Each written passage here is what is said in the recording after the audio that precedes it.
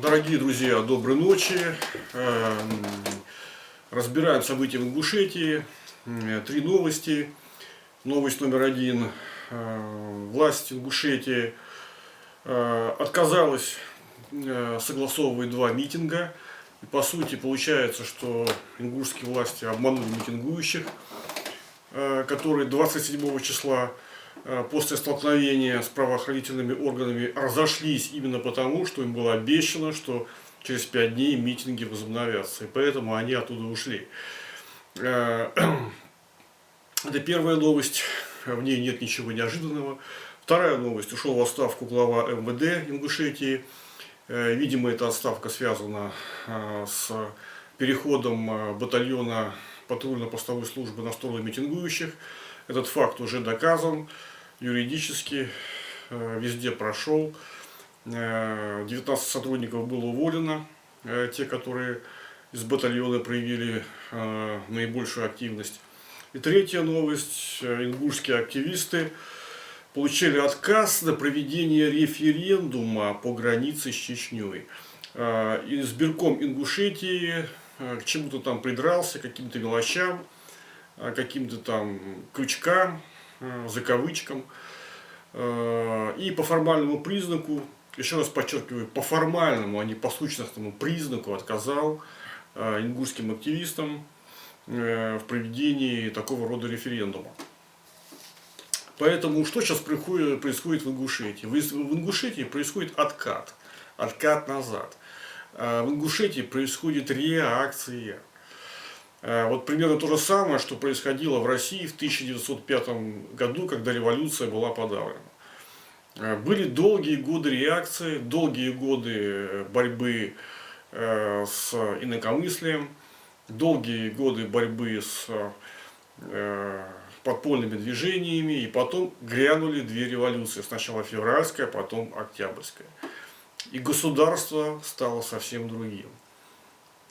Поэтому то, что будет дальше в Ингушетии, мы не знаем. Спрогнозировать это совершенно невозможно, поскольку история, она совершенно непредсказуемая.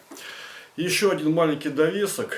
Я вчера разговаривал со своим хорошим приятелем, чеченцем, не буду называть его имени и фамилии на всякий случай.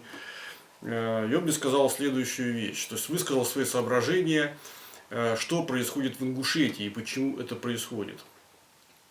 Он говорит следующее, что основная причина, по большому счету, это не граница, это не передел границы с Чечней, которую, кстати, многие, вот по его словам, многие даже ингуши в принципе считают справедливой, потому что они знают, что там жили чеченцы. Я просто передаю слова другого человека, я не высказываю свое мнение.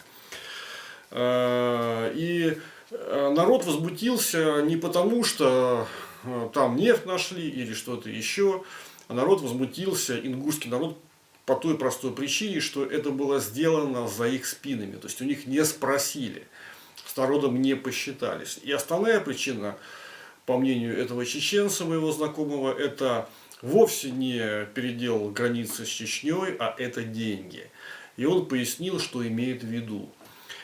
А имел в виду он следующее, что в чем разница финансовой ситуации в современной Чечне, в современной Ингушетии.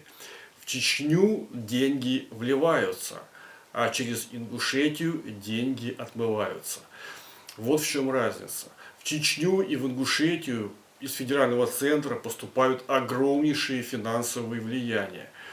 И по мнению этого чеченца, 9/10 денег, которые поступают в Ингушетию, они распиливаются местными и московскими чиновниками. Вот.